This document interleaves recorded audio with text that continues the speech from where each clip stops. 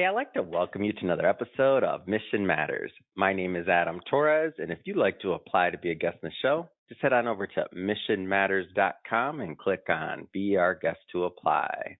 All right, so today's guest is Kiana Cloud, and she's founder of Barrazo. Kiana, welcome to the show. Thank you. How are you today? Oh, man, I'm having all kinds of fun doing what we do, recording the old podcast. So today's topic, the F word, finding fuel and funding underrepresented founders. So a lot of founders, a lot of executives listen to this program, and great to have you on. Just to get us kicked off here, Kiana, we'll start the way that we start all the program all the time, and that's with what we call our Mission Matters Minute. So at Mission Matters, our aim and our goal is to amplify stories for entrepreneurs and executives. That's what we do. Kiana, what mission matters to you? Absolutely. So finding, funding, and fueling founders or underrepresented founders is very important, and also allowing them the opportunity to have that downtime. So the fun time, in other words, and allowing them to become and present themselves authentically, but also, again, just building in that time in order for them to not only be a founder, but to relax amongst the journey. I mean, where did this start for you? When did you get interested in either underrepresented founders or just founders in general? Like, when did that come about? Yeah, so I actually started this entrepreneurial journey as a kid. I was a kidpreneur. And so the resources and all of the information that's readily available now was not available at that time. And so over the course of course, graduating from high school and college, that's when a lot of the information started to become more relevant. You were able to see people starting businesses and becoming founders. And that was the aha moment. It's like a lot of this information was just not readily available for us and to us in our community. And so it's become a part of not only my journey, but also just knowing that this information needs to be readily accessible to others that actually look like me as well. Was there anything in specific that kind of made you feel that the information wasn't available or wasn't there? Like how did that take place, that realization? Absolutely, because I started off I fell into the celebrity gifting suite space some years ago, well over 10 years or so ago, and I knew that I wanted to combine my creative experience with marketing and business, but I didn't know how to do that. There was not necessarily a blueprint that was readily available for me.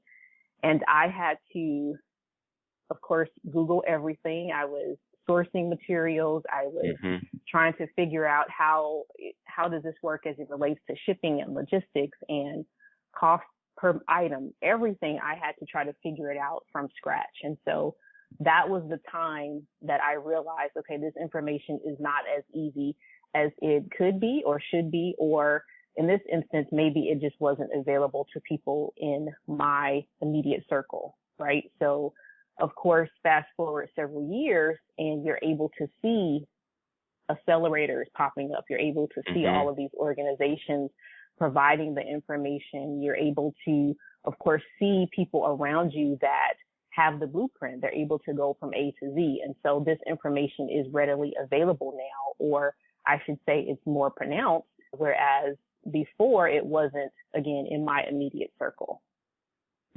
For many founders, like they've had similar experiences, whether it's age group, time you started in terms of being a founder, like whatever the common denominator is, do you find that many have had this issue?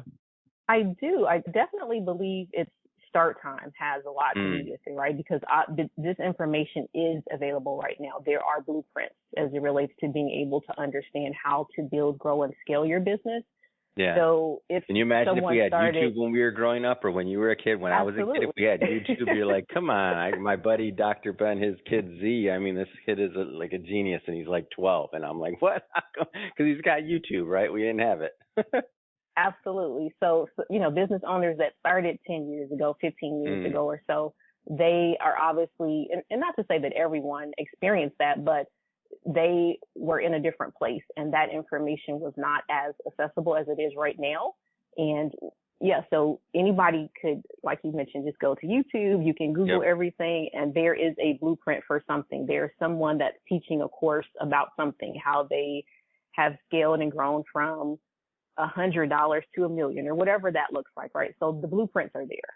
Yeah, I can relate to this story, by the way. So I remember growing up when I started in finance when I was 16, and part of that reason was because my parents didn't have the knowledge. They didn't know anything about business, and they told me, rightfully so. They said, Adam, I don't, Right. you like business, you're into this thing. I don't really know anything about it. So they had me, I went and got an internship, and I ended up working, when I was 16, starting at my first financial advisory firm, and that's where I started to learn about business. But it was rightfully so. My parents didn't know anything about it, and so they kind of sent me to other people that did, so to speak. But I can relate to that. I'm like, man, if we had YouTube, if we had access to all these resources, that would be, that would be a different ball game. So now I guess with the current state of entrepreneurship and access to information, like where do we sit now with the situation, would you say?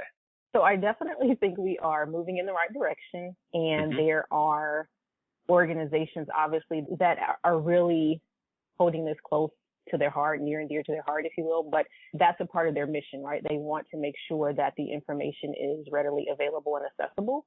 I am a member of the Russell Innovation Center here in Atlanta, Georgia. So that's one of those organizations that they really want to ensure that the information is available. They are partnering with tons of corporate organizations that also see the value in being able to fund and fuel underrepresented founders. And so there are big things happening. Obviously, if anyone's in Atlanta and around the city, they know and they see the progress.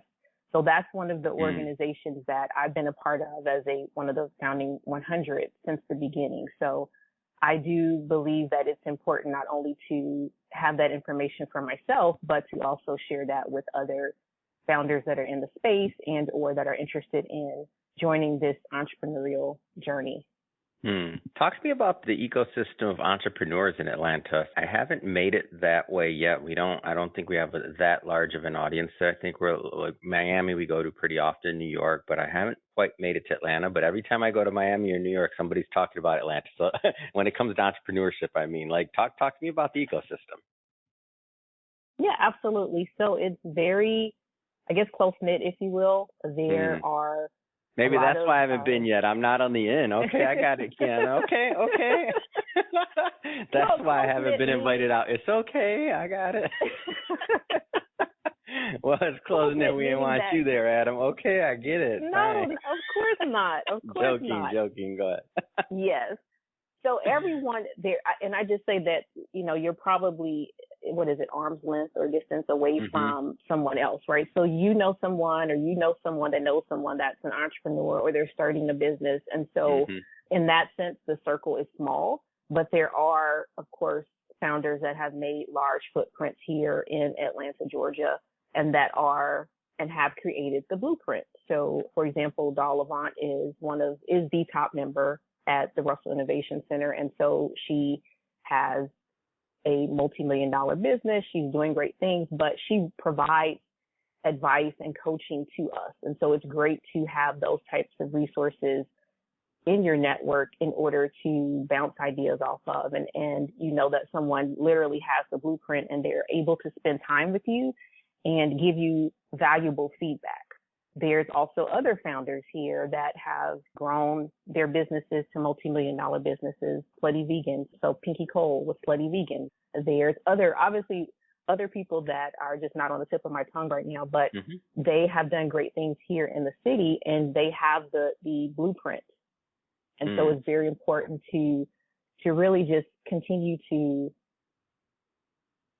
not only network and to be in that circle, if you will, or just as close to that circle as you can, but just to learn from them. That's the most important part.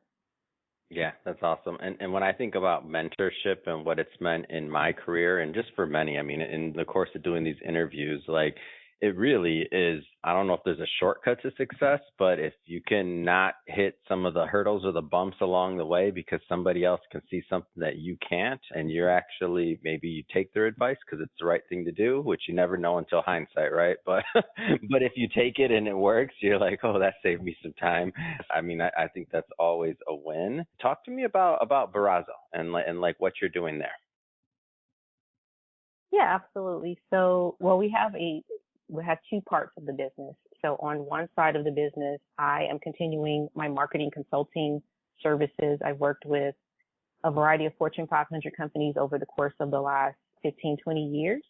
And so that part of the business allows me to consult with other corporate entities and small businesses to offer, whether it's digital marketing, strategic marketing services, whatever they need on the marketing side.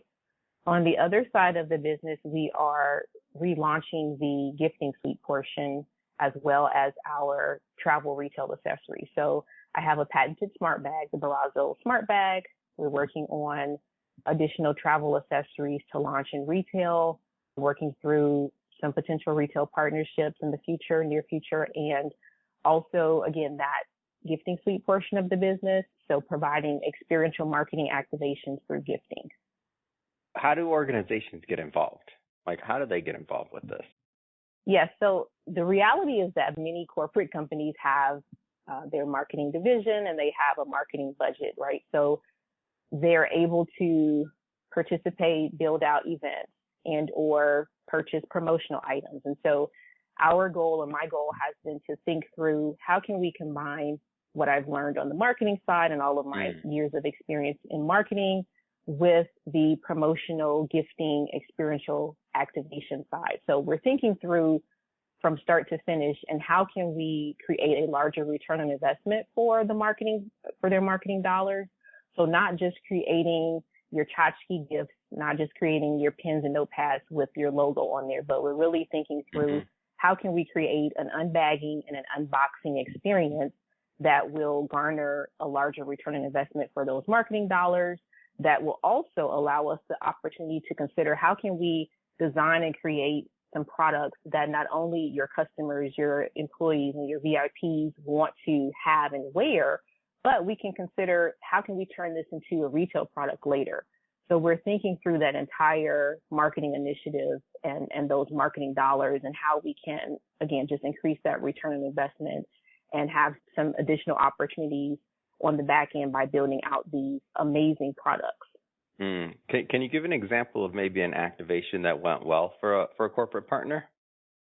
Yeah, so let's think through some of the former ones here. So on the consulting side, for example, I've worked with Porsche and I was able to help build out their e-commerce division.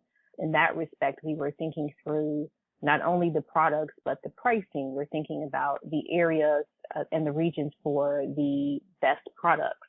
And from there, we were able to garner some great returns and roll out a full toolkit, if you will, which included social media content. It included email content. It included all of the pricing and the promotional opportunities related to those specific regions. And we pushed that forward to the brands or the dealership so that they would have that entire toolkit as it relates to what's best for their region.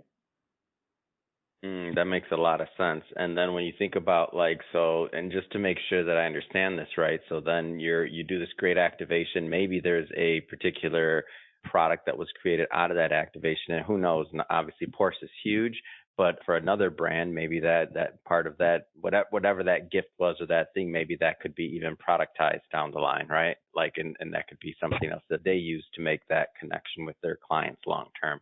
Am I understanding that right? I just want to make sure I understand the model. Yes, absolutely. And so there's also, for example, which I didn't mention, but I'm in the process of working with the Atlanta Hawks. They have a business boot camp over the next 6 months, along with several other businesses. But during that potential opportunity, the goal is to also consider how can we design some products that they may want to gift to their VIPs and their executives. And from there, let's test the market, right? So can we develop these into full products after we've gifted them? So there are several opportunities and several ways that we can really think through that initiative. Yeah, that makes a lot of sense, especially. And is this only apply to large companies like a Porsche or like a Atlantic Hawks, or is there a small business component to this as well? Or kind of give me a little bit of a feel for that. Yeah, so there is a minimum. So we can definitely discuss that with the business as it relates to the cost and the quantities. but it's not just for corporate organizations, but we know that they have the funds in order to build out whatever that vision may be. However, we're open to, of course, discussing that with smaller businesses as well. Yeah, that's great. Well, Kiana, just have to say this has been a lot of fun having you on the show and learning more about your business and really what you're up to. And especially, this topic, so funding underrepresented founders. One other thing that you did mention that I want to pull out of this conversation is you mentioned something in the beginning of this about like founders being able to like still, you didn't use the word be human, but you did use the word to be able to relax and to be able to be authentic in their journey as a founder. Like, what did you mean by that? Because I think as founders and as entrepreneurs out there, sometimes we rush through life and we wake up one day and we're like, wait, what happened? And there goes another decade as entrepreneurs. Right. So the fact that you bring that up as a point, I think is super interesting. Maybe talk a little bit more about that. Like, what did you mean by that?